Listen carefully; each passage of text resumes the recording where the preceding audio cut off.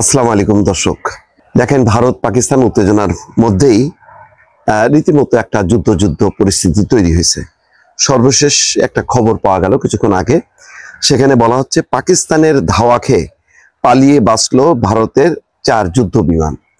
অতীতেও এই ঘটনা ঘটেছে, এমনও হয়েছে যে যুদ্ধ বিমান ভূপাতিত করা হয়েছে, সেখানে পাইলটকে আটক করা হয়েছে, তারপরে নেগোসিয়েশন করে সেই পাইলট ফেরত গেছে খুব লজ্জাজনকভাবে। এর মধ্যে গতকালকে একটা ঘটনা ঘটেছে, ভারতীয় সীমান্ত রক্ষী বাহিনী বিএসএফ এর একজন সদস্য পাকিস্তান সীমানার মধ্যে ঢুকে পড়েছিল, হয়তো অনিচ্ছাকৃতভাবে বুঝতে পারেনি, তাকে আটক করা হয়েছে। তো এখন ভারতের অবশ্যই আক্রমণ করার ক্ষমতা আছে, কিন্তু পাকিস্তানের কি ক্ষমতা নেই? দুটাই পারমাণবিক শক্তিধর দেশ, ফলে ভারত যদি মারে তো ওরা পাটকেল মারবে, এই ব্যাপারে কোনো সন্দেহ নেই। এবং এই ব্যাপারে পাকিস্তান খুব দৃঢ় প্রতিজ্ঞাবদ্ধ। যদি তারা বলেছে ইতিমধ্যে যে তারা কখন প্রথম আক্রমণে যাবে না, যদি ভারত আক্রমণে যায় তাহলে তারা পাল্টা আক্রমণ দেবে। এবং ভারতের সমস্ত মন্ত্রী এবং তারা বলেছে যে তাদের 143টা ক্ষেপণাস্ত্র ভারতের দিকে তাক করা আছে, এবং বিভিন্ন প্রান্ত থেকে, কোন প্রান্ত থেকে ক্ষেপণাস্ত্র ঢুকে যাবে ভারতে এটা কেউ বলতে পারে না। তো যাই হোক, পরিস্থিতিটা উদ্বেগজনক। এবং যে তথ্য পাকিস্তানের কাছে যে তারা 36 ঘন্টার মধ্যে আক্রমণ করতে পারে এবং তার পাল্টা জবাব দিতেও তারা প্রস্তুত। এখানে বলা হচ্ছে গভীর রাতে পাকিস্তান বিমান বাহিনীর ধাওয়া খেয়ে পালিয়ে বাঁচলো ভারতের 4টি যুদ্ধ বিমান। মঙ্গলবার গভীর রাতে নিয়ন্ত্রণ রেখার কাছে এই ঘটনা ঘটে বলে নিশ্চিত করেছে পিএএফ। বুধবার নিজ নিজ প্রতিবেদনে এমনটাই জানিয়েছে পাকিস্তানের সংবাদ মাধ্যম ডন এবং দ্য এক্সপ্রেস ট্রিবিউন। সংবাদ মাধ্যম দুটির প্রতিবেদন অনুযায়ী পাকিস্তান বিমান বাহিনী জানিয়েছে মঙ্গলবার গভীর রাতে নিয়ন্ত্রণ রেখার কাছে ভারতের 4টি রাফাল যুদ্ধ বিমান শনাক্ত করে পাকিস্তান। এরপরই তাদের সমন্বিত প্রতিক্রিয়ায় সেগুলো পিছু হটতে বাধ্য হয়।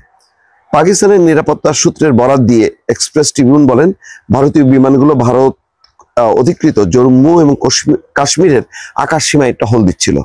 তখনই পাকিস্তানের যুদ্ধ বিমান তাদের উপস্থিতি শনাক্ত করে দ্রুত প্রতিক্রিয়া জানায়। আরেকটা কথা মনে রাখা দরকার, যদি ভারত আক্রমণ করে পাকিস্তানকে, চীন কিন্তু চুপ করে বসে থাকবে না। ইতিমধ্যে চীনা প্রেসিডেন্টের সঙ্গে ভারতের যে প্রধানমন্ত্রী শাহবাজ শরীফের কথা হয়েছে, এবং তারা বলেছে, এবং তারা পাকিস্তানের একটা দাবির প্রতি সমর্থন জানিয়েছে, সেটি হচ্ছে যে আন্তর্জাতিক তদন্ত।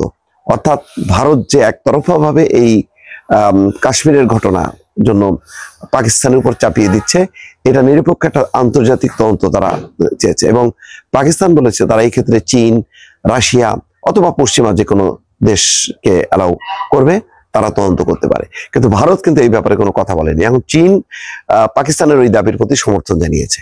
ফলে এখন যদি ভারত আক্রমণ করে তাহলে চীনও কিন্তু বসে থাকবে না। অতীতেও কিন্তু তাই হয়েছে, যখন নাকি ভারত বাড়াবাড়ি করেছে তখন কিন্তু চীন সাথে সাথে পাকিস্তানের পক্ষ নিয়েছে, এবং ভারত শেষ পর্যন্ত তার অবস্থান থেকে পিছু হটতে বাধ্য হয়েছে।